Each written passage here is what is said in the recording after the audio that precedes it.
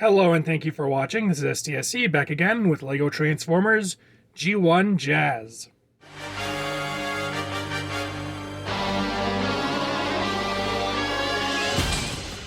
After building Starscream, I made the decision to limit the characters I would build from the original G1 cartoon.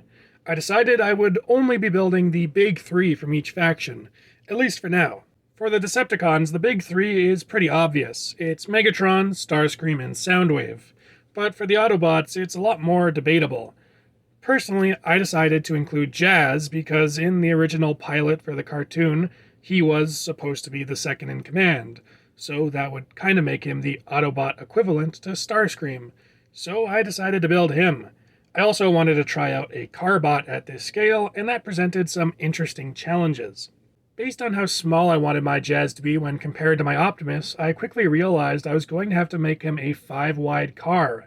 Initially, I figured I'd make him 6-wide, just like my Optimus, but I felt that if I went with that scale, he would just look kind of chibi in his robot mode, and it would kind of look like he was wearing oversized car parts, and I just didn't want to end up with that. I wanted him to look properly proportioned in his robot mode, so I went with the slightly trickier size of 5 studs wide, which is a little bit more difficult just because it is obviously an odd number, and it kind of limits what you can do. Now, saying that, the back end of Jazz is actually 6-wide. You can see here the fenders go out to 6-wide, and that made things a lot easier. Of course, it's pretty difficult to split a 5-stud thing down the middle because, well, there's a solid plate there. How do you split a plate? So for the back end, which does have to split apart when it forms his legs, it was a lot easier to make it 6-wide, and in the end, I think it looks pretty good. It captures the very large fenders that this car is supposed to have, and I think that it gets away with it, even though obviously it means it's not a perfect 5-wide car. Speaking of the back, it definitely is a lot more rough looking than the front end. The front is pretty clean and nice looking, whereas the back has a lot more exposed hinges. It has a gap here in the windshield, and of course it has this black chunk here. Really, that's just due to the transformation. This back half has to transform a lot more than this part, and that's largely because of the fact that Jazz's legs are predominantly black in robot mode, so it means that they can't as easily be formed from solid chunks of car, and they kind of have to be hidden away, which you can see turning him over. That's obviously all the black of his legs that has been kind of hidden on the underside and inside of the car. The one aspect of the back end that does bother me is this gap right here. Unfortunately, there's not really a good way to fill it in because there's this T-bar sticking out of the plate. Unfortunately, the only plate that would fit there would be a hollow stud, and personally, I think putting a round plate there would look worse than just leaving it empty. If they did make a 1x1 plate with a hollow stud, I think that would be a pretty decent fix. Even if there was an anti-stud, it would fit the shape pretty well, and I think that would be really nice, but unfortunately, they don't make those, at least not yet. The one thing that this is good for is weapon storage, because if I bring in his gun here, it actually can peg into there, which obviously looks silly, but weapon storage on these G1 characters always does. Unlike my G1 Prime, all of this guy's wheels are attached by Technic pins, and he can actually roll. He rolls pretty smoothly. For a size comparison, here we have a minifigure. And here we have Optimus Prime. I'm not sure if this is a totally accurate scale, and honestly, I don't really care. I think this looks pretty good. That's all there is to say about Jazz in car mode, so now it's time to transform.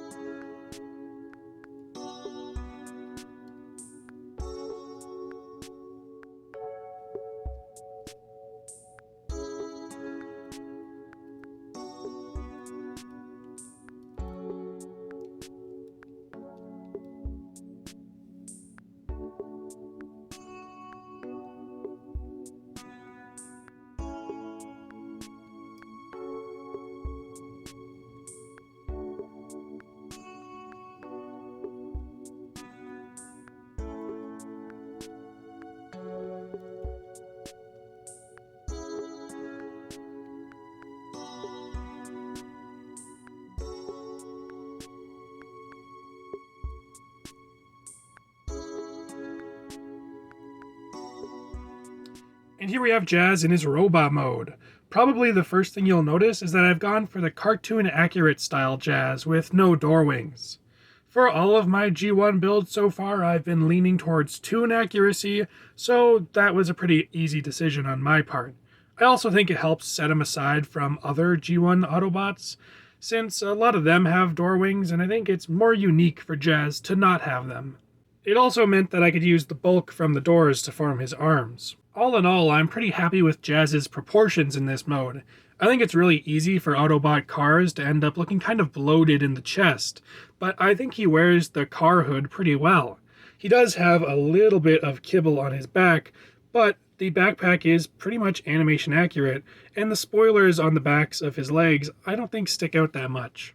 The head is a very basic build, but I think it captures the shaping of Jazz's head pretty effectively. Because of the way he transforms, it has to be 1 brick thick, which means that the back is symmetrical to the front. So he does kind of have a face on the back of his head, which is awkward, but I think at this scale, it's acceptable. Like I mentioned earlier, his arms are formed from the doors of the car. It does mean that they're not really perfect rectangles, and if I were to add the racing number on the door, it would show up on his arm, which wouldn't be accurate.